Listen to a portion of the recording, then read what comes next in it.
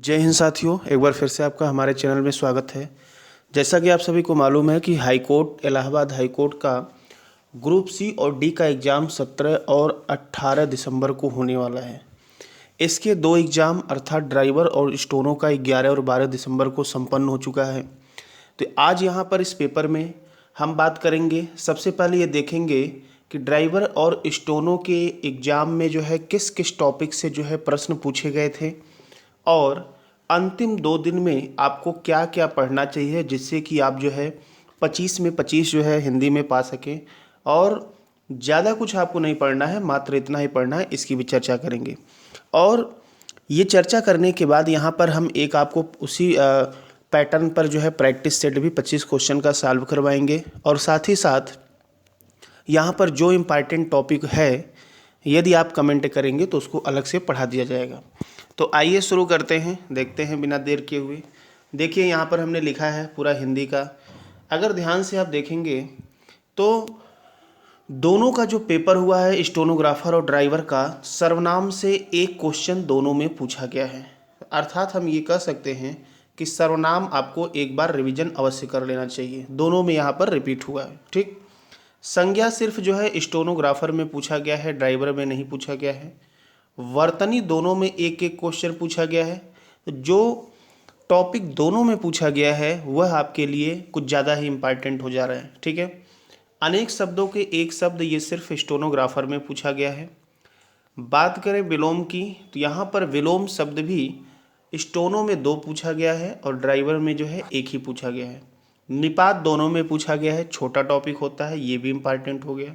वाक्य शुद्धि सिर्फ जो है स्टोनो में पूछा गया था। पर्यायवाची की बात करें तो स्टोनो में 1 पूछा गया है और 2 पूछा गया है ड्राइवर में। समास की बात करें तो दोनों में समास पूछा गया है। गद्यांश पहले वाले में स्टोनो में 6 क्वेश्चन और ड्राइवर में 5 क्वेश्चन पूछे गए थे। विशेषण इम्पॉर्टेंट टॉपिक है आपका, स्टोनो में 2 क्वेश्चन, ड्राइवर में 1 क्वेश्चन पूछा गया है। उपसर्ग भी जो है इम्पॉर्टेंट टॉपिक है आपका, दोनों में 1-1 क्वेश्चन पूछा गया है उपसर्ग भी। संधि की बात करें तो 2 क्वेश्चन पूछा गया है स्टोनो में। मुहावरा की बात करें दोनों में 1 क्वेश्चन पूछा गया है। पदबंध जो है स्टोनो में 1 क्वेश्चन। ठीक है, शब्द के भेद 1 क्वेश्चन स्टोनो में पूछा गया है। अलंकार स्टोनो में 1 क्वेश्चन पूछा गया है और अलंकार दोनों में पूछा गया, तो अलंकार भी यहाँ इंपॉर्टेंट हो गया है। आगे बात करें रिक्त स्थान की पूर्ति, तो ये जो है केवल ड्राइवर वाले में पूछा गया है। क्रिया विशेषण से 1 प्रश्न ड्राइवर में। ठीक है, यहाँ पर वाक्य की बात किया गया है तो वाक्य जो है रूप और रचना के आधार पर जो है वाक्य के भेद 3 होते हैं आपके, सरल, संयुक्त और मिश्र होते हैं। उससे 1 क्वेश्चन ड्राइवर में पूछा गया है। कारक से 1 क्वेश्चन ड्राइवर में, लोकोक्तियाँ से 1 क्वेश्चन ड्राइवर में, लिंग से 1 क्वेश्चन ड्राइवर में, प्रत्यय से 1 क्वेश्चन ड्राइवर में। ठीक है, तो एक में उपसर्ग पूछा गया, एक में प्रत्यय पूछा गया है। इसके बाद पद या शब्द से संबंधित 1 क्वेश्चन ड्राइवर में और काल से संबंधित। तो यहाँ पर देखिए हम बात करें अगर इम्पॉर्टेंट टॉपिक की कौन सी हो सकती है तो पहला आपका हो गया अलंकार। ये भी बेसिक पूछा गया है, कोई बड़ी बात नहीं है, तो इसको आपको एक बार देखना है। दूसरा मुहावरे से दोनों में पूछा गया है तो इसको भी कवर करना है। संधि भी आपको कवर करना है, संधि पक्का पूछा जाएगा, इम्पॉर्टेंट टॉपिक होता है। उपसर्ग प्रत्यय एक बार देख लेना है और आपका विशेषण भी काफ़ी इम्पॉर्टेंट है। बाकी गद्यांश भी आपको 1-2 बार समझ लेना है। देखिए समास की बात करें तो ये भी पूछा गया है और पर्यायवाची भी पूछा गया है और उसके साथ साथ विलोम भी दोनों में पूछा गया है। तो पर्यायवाची विलोम एक बार अवश्य देखना है किस पैटर्न के हैं। सर्वनाम अवश्य पढ़ के जाना है और वर्तनी आपको देखना है। तो ये टॉपिक इम्पॉर्टेंट है। अब ऐसा नहीं कि इसमें जो दोनों में पूछे गए हैं आपके अगले शिफ्ट में पूछ लिए जाएंगे, लेकिन हाँ लेवल को हम कठिन नहीं कर सकते। आप 25 में 25 निकाल सकते हैं। यदि आप किसी भी टॉपिक में आप चाहते हैं कि सारे जो इसमें पूछे गए हैं और जिस लेवल के या पैटर्न के क्वेश्चन पूछे गए हैं, तो इसके बाद जो है आज शाम तक एक वीडियो इसके लिए बना दिया जाएगा यदि आप कमेंट करेंगे तो। चलिए आगे हम एक जो है इसी पैटर्न पर जो है पेपर देखते हैं, एक क्वेश्चन का सेट। देखिए यहाँ पर क्वेश्चन नंबर 26 से स्टार्ट है हिंदी। ठीक है, यहाँ पर पूछा गया है अनुनासिक स्वर वाला शब्द कौन सा है। तो सही आंसर यहाँ पर क्या होगा, पाँव।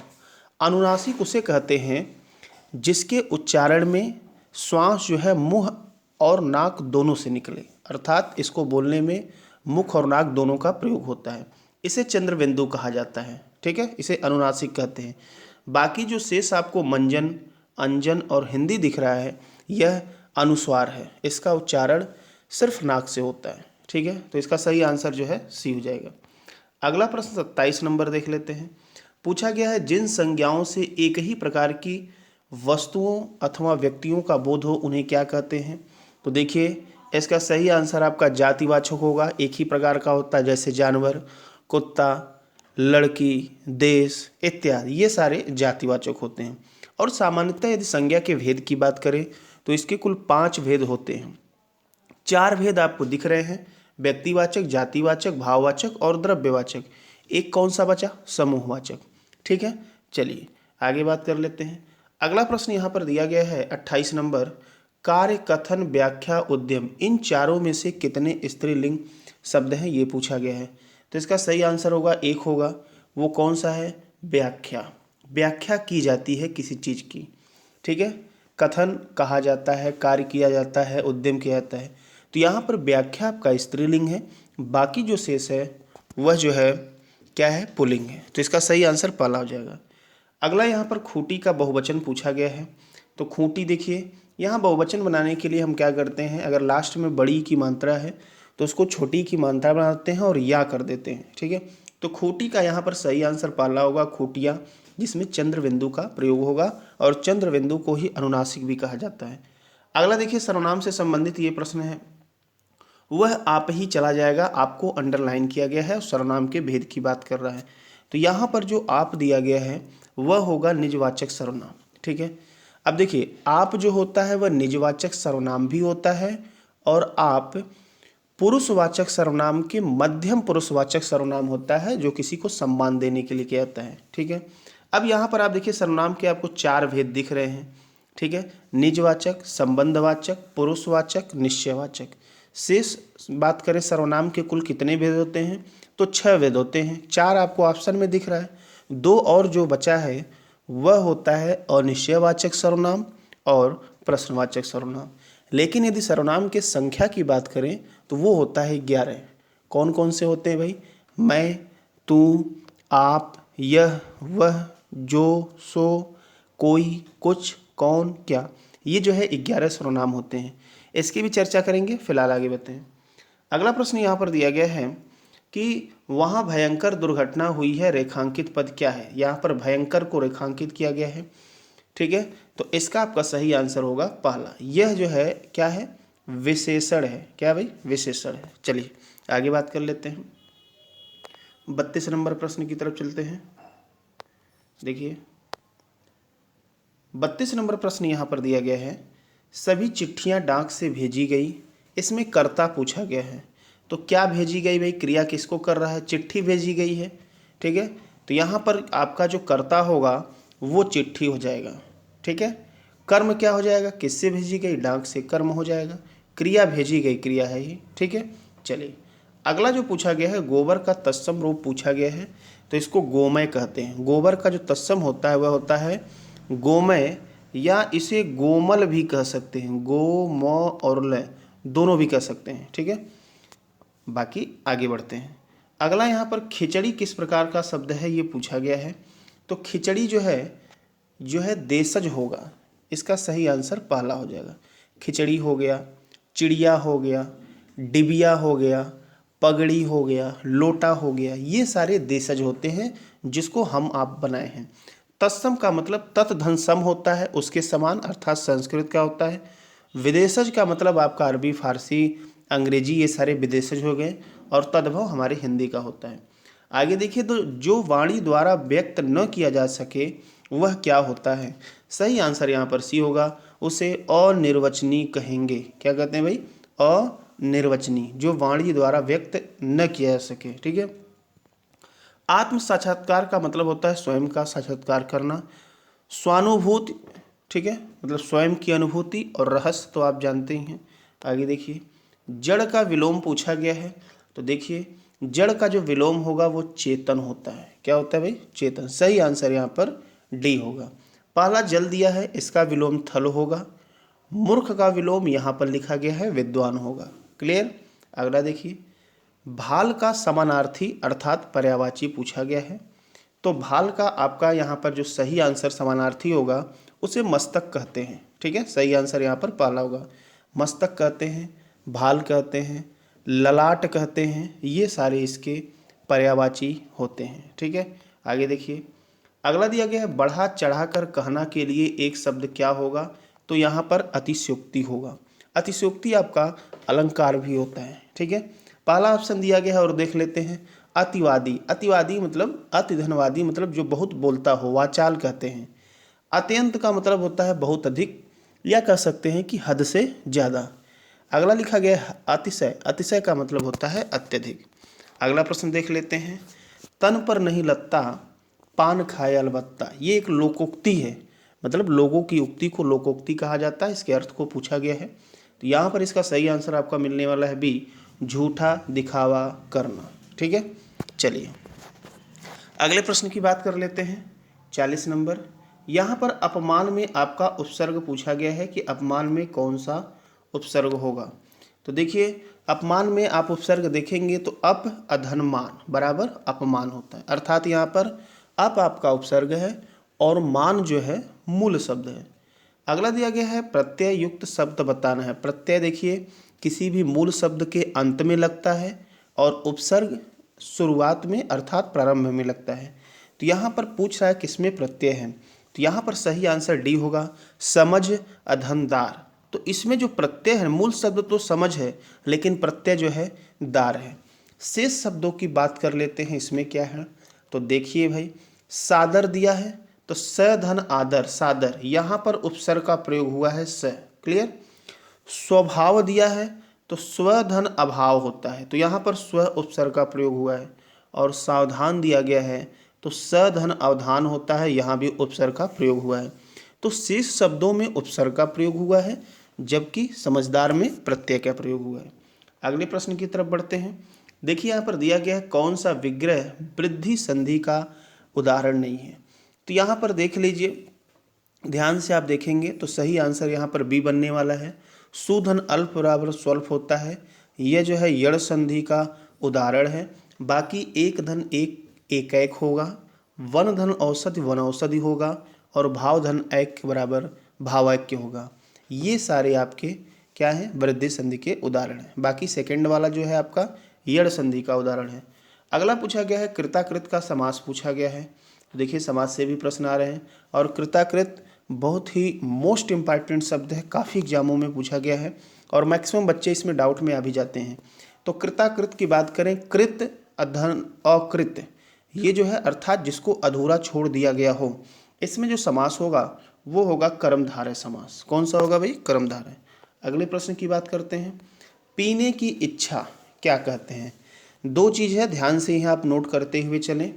अगर किसी भी चीज़ की इच्छा कहेगा, ठीक है, तो वहाँ पर हम क्या करेंगे, आ की मात्रा लास्ट में लगाएंगे, जैसे यहाँ पर पिपासा हो जाएगा। लेकिन यदि पीने की इच्छा रखने वाला जोड़ दिया जाएगा तब हम छोटा ओ की मात्रा लगाते हैं। अर्थात यहाँ पर यदि ये होता कि पीने की इच्छा रखने वाला, तब तो पिपासु हो जाएगा, लेकिन सिर्फ इतना रख रहा है पीने की इच्छा, तब उसे क्या कहेंगे, पिपासा। क्लियर है। चलिए इस ट्रिक को ध्यान रखिएगा। अगले प्रश्न की बात करते हैं। 45 नंबर प्रश्न यहाँ पर दिया गया है, जो मिठाइयाँ पसंद हो आप खा लो। यहाँ पर शुद्ध वाक्य की बात करना है आपको। तो देखिए सही आंसर यहाँ पर डी बनने वाला है, जो मिठाइयाँ पसंद हो उन्हें आप खाइए, ये आपका सही होगा। ठीक है, आगे देख लीजिए। बर्तनी की बात किया गया है यहाँ पर, तो यहाँ पर बर्तनी सही कौन सा होगा, 46 नंबर में सही होगा डी, लीजिए, इस प्रकार से लिखा जाता है। जब आप एक दो बार प्रैक्टिस करेंगे तो आपके लिए यही चीज़ें आसान हो जाएगी। विभत्स रस का स्थायी भाव, यहाँ पर देखिए रस आपके सिलेबस में है, तो यहाँ पर क्वेश्चन हमने लिया है। तो विभत्स रस का स्थायी भाव यहाँ पर पूछा गया है, तो सही आंसर यहाँ पर सी हो जाएगा, जुगुप्सा। क्या होता है भाई, जुगुप्सा। ठीक है। अद्भुत यहाँ पर आपका रस है, इसका स्थायी भाव होता है विस्मय, और जो शोक दिया है ये करुण रस का स्थायी भाव होता है। अगला देखिए, श्वेत और स्वेद का अर्थ पूछा गया है। तो श्वेत का मतलब जो होता है सफ़ेद होता है, और स्वेद का मतलब होता है पसीना। ठीक है, श्वेत की बात करें सफ़ेद, उजाला, धवल भी कहते हैं, उज्ज्वल कहते हैं। ठीक है, ये सारे श्वेत के पर्यायवाची होते हैं।